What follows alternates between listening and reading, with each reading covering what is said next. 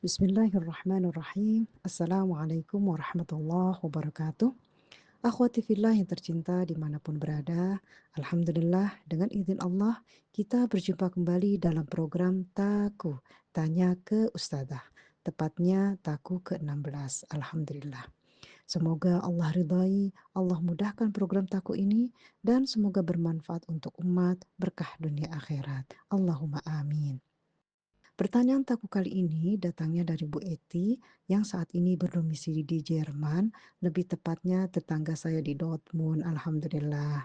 Mungkin beliau jamaah terlama dan tertua yang masih aktif dan semangat mengikuti program-program Baituna Jannatuna, terutama program kajian-kajian, baik program Karimah, Karimah adalah kajian rutin fikih muslimah, maupun kajian bulanan tafsir Al-Quran, Islam Untaris dan Monatrice Treffen. Masya Allah, tabarakallah. Kita doakan semoga Allah mudahkan, Allah berkahkan umur, ilmu, harta, serta semua urusan, semua hajat-hajat beliau dan keluarganya.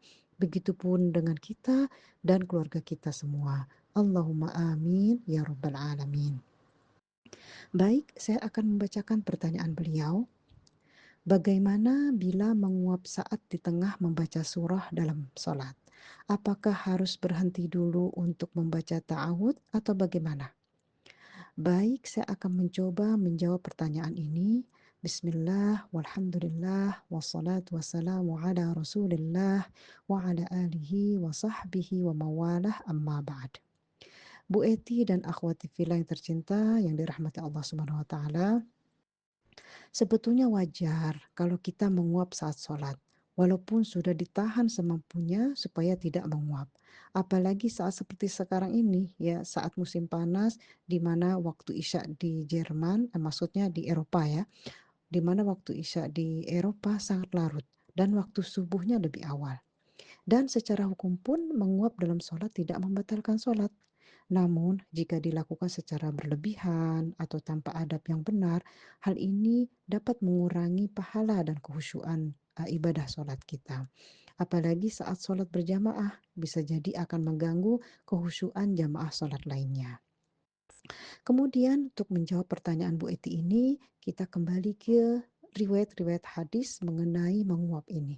Salah satunya sebagaimana sabda Rasulullah Shallallahu Alaihi Wasallam, wa an Abi Hurairah radhiyallahu an, dari Abu Hurairah radhiyallahu an, anna Nabiyya Shallallahu Alaihi Wasallam qala, Nabi Shallallahu Alaihi Wasallam bersabda, at-tatha'ubu minasyaiton. Menguap itu gangguan dari setan. Fa'idha tatha'aba ahadukum, maka apabila salah seorang di antara kalian menguap, falyakzim mastata'. Hendaklah ia berusaha menahannya sebisa mungkin. Hadis riwayat Muslim.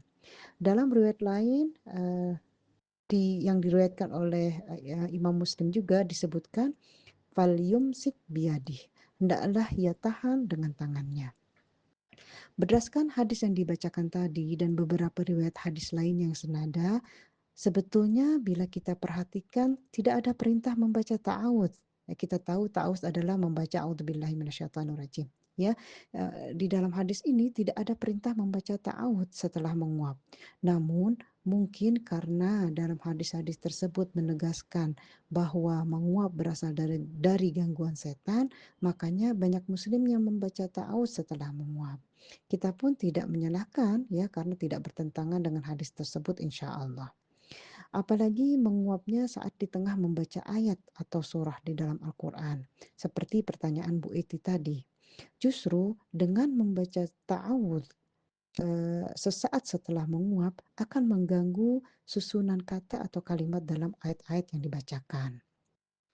Lantas bagaimana bila terpaksa menguap di tengah sholat, baik saat membaca Al-Quran atau lainnya?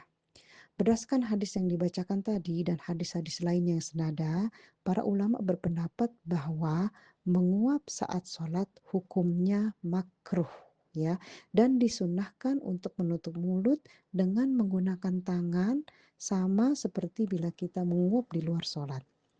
Walaupun menguapnya berkali-kali, tetap disunahkan menutup tangan saat menguap dan tidak membatalkan sholat biidznillah.